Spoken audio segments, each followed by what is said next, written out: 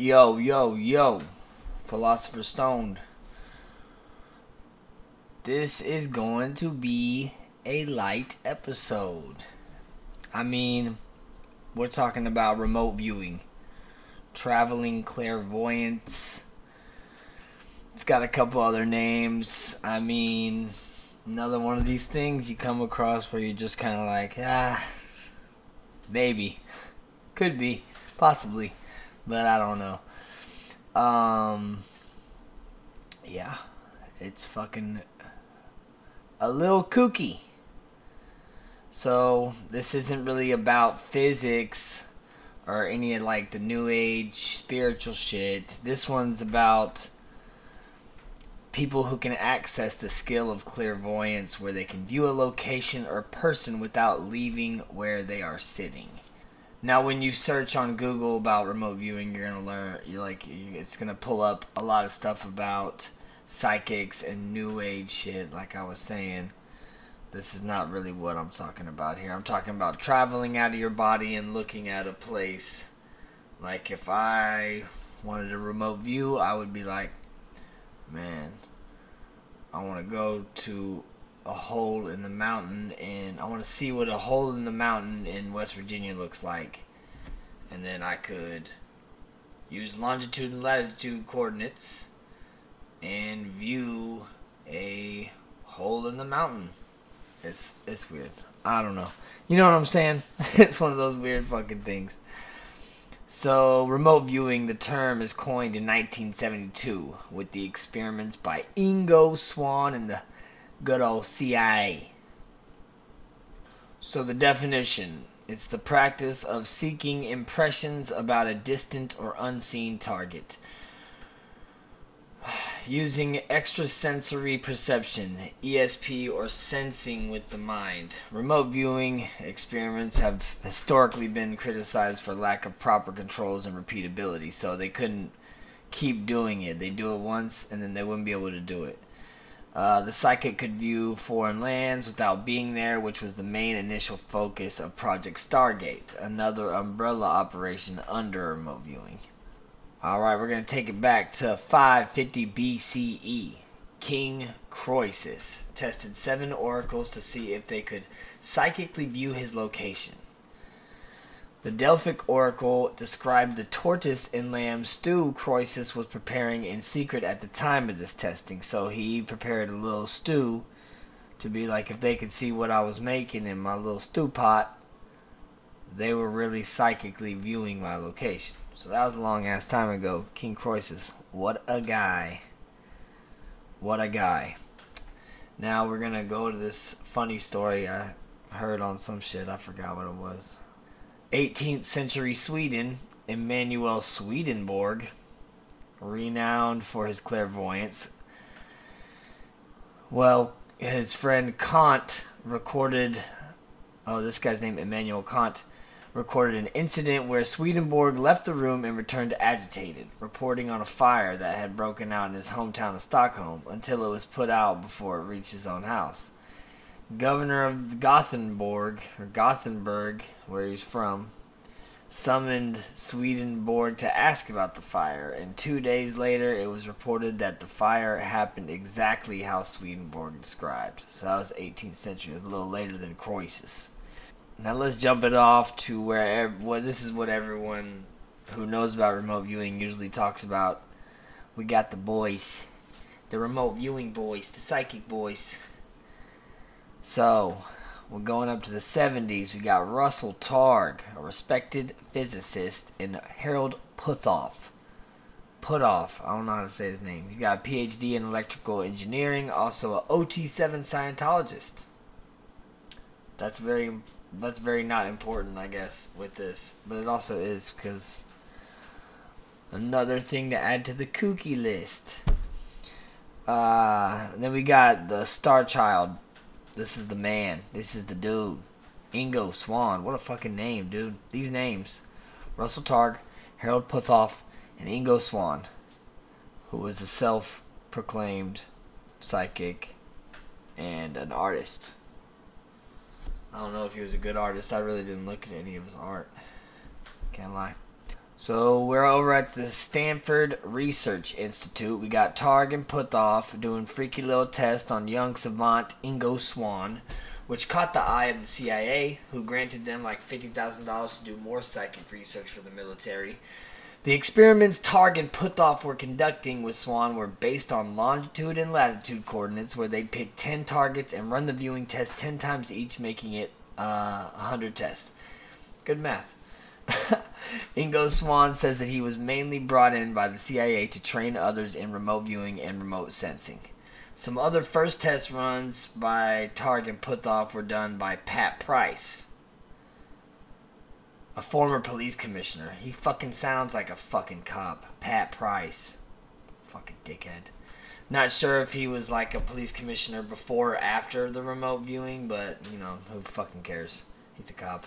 His first task was spying on the Soviets. He was given the coordinates of a R&D facility in the Soviet Union, in which Price was able to describe and draw the facility in great detail.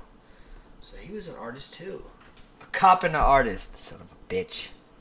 And look at this crazy motherfucker, Swann.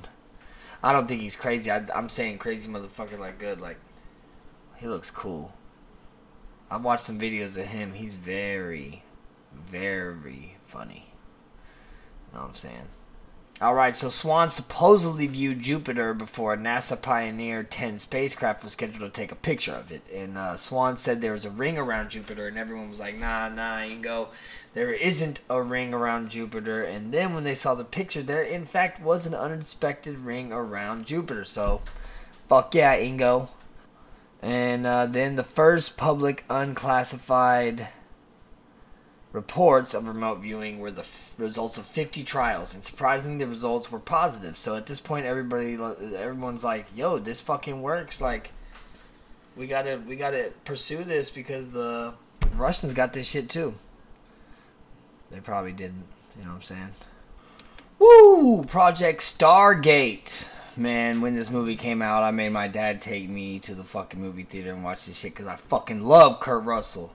And after that movie, I love James Spader. That weird dude. Yeah, dude, I fucking love Project Stargate. I love the movie Stargate. I love that show, too. Not really. I didn't really get into it. I will, though. I will watch it one day. So, this isn't about a time portal gateway and a team of military scientists led by a cool dude with a flat top, Kurt Russell. This is still about the testing of psychic intelligence. In 1978, the Defense Intelligence Agency worked with a private company called SRI International to start a project called Project Stargate that focused on mental and psychic abilities and their potential for use in military intelligence, overseen by General Albert Stubblebine, who claimed to be a psychic as well. The movie Men Who Stare at Goats was literally based on this program. Declassified documents proved the goat experiments to be true. The end goal was to create psychic assassins. During the Cold War, it branched into other projects like MK Ultra and Project Jedi. Okay.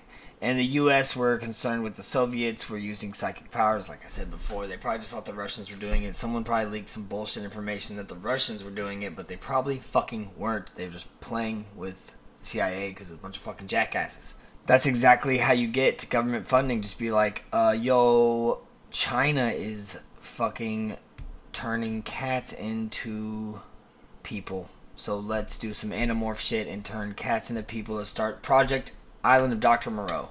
And if you say Russia or China's doing it, you're going to have that project funded. So Project Jedi, it trained them to be able to use mind over matter radically.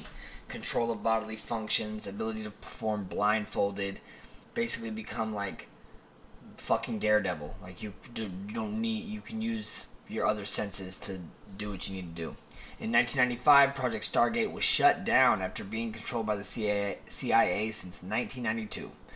They claimed all the projects umbrellaed under Stargate didn't yield substantial results, so they were diminished as well. Long time to figure out, nothing happened. You know what I'm saying? All the way till 1995. They're like, oh yeah, now they want to say it doesn't work. So some research company or something did one on negative mental energy. This is just a side story, you know. Some research company did this shit where they they did negative mental energy towards mold and how it would affect the growth of mold. So they used school children and rice. They had some bad rice and some good rice, and the mold on the bad rice. They like would say positive things to one set of rice that was getting moldy, and negative shit to another set of rice that was getting moldy.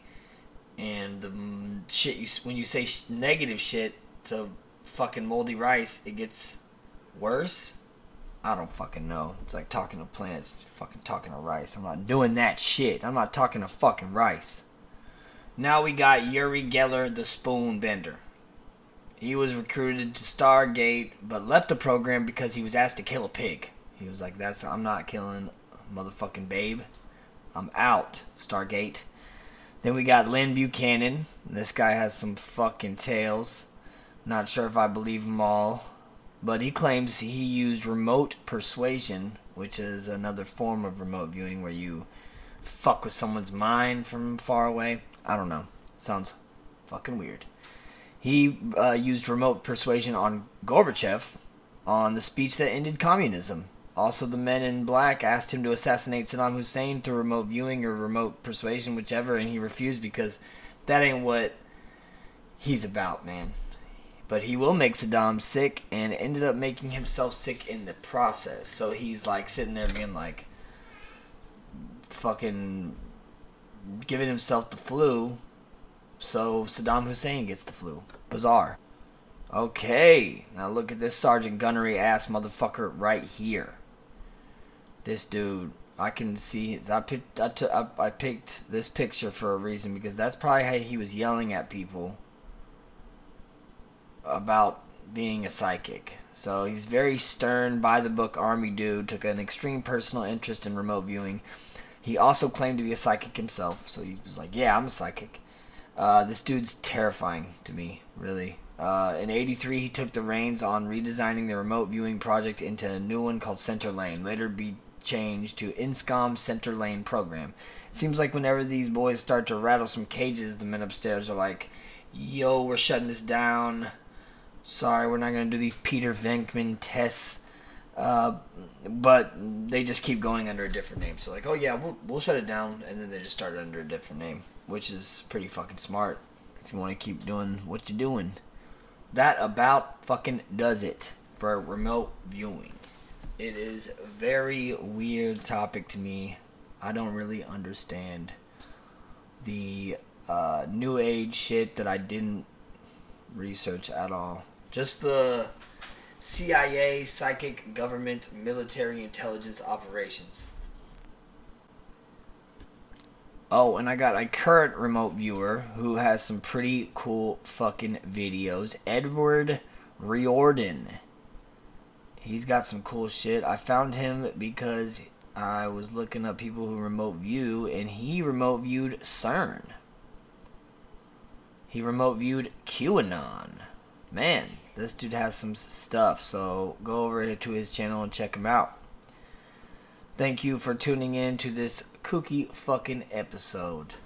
It's kind of relaxed though, you know what I'm saying? No murder, no human trafficking, no Satan worship, no weird religious shit. Just straight up government dudes chilling, trying to kill pigs with their fucking mind. Buh! Thank you. Philosopher's Stone, baby.